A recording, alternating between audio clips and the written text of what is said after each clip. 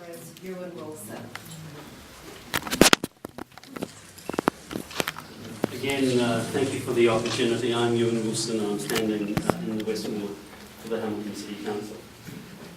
I find it astonishing that we still have a third of New Zealand children living in poverty. And when I look at the country that I grew up in, I have to acknowledge that I had a wonderful upbringing and a supportive family. And it has only been in the last 15, 16 years that I realise that in fact there are a lot of New Zealanders not enjoying the things that I took for granted. Now there will be a lot of people in local government who will say in fact the responsibility of addressing the issue of poverty is more focused at central government. I would suggest that in fact there is not one group, not one set of experts who in fact will solve the issue of poverty. It will be a collective solution. And I think local government has a critical role in playing and ensuring that this is solved.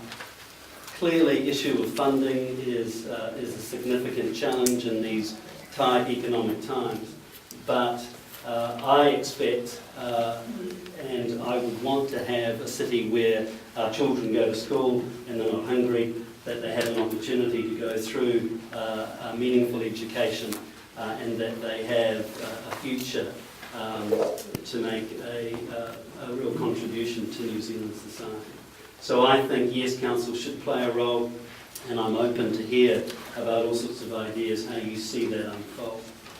In terms of gambling and its negative effects, I have to acknowledge that in my first term in council, I took quite a liberal approach to a number of issues.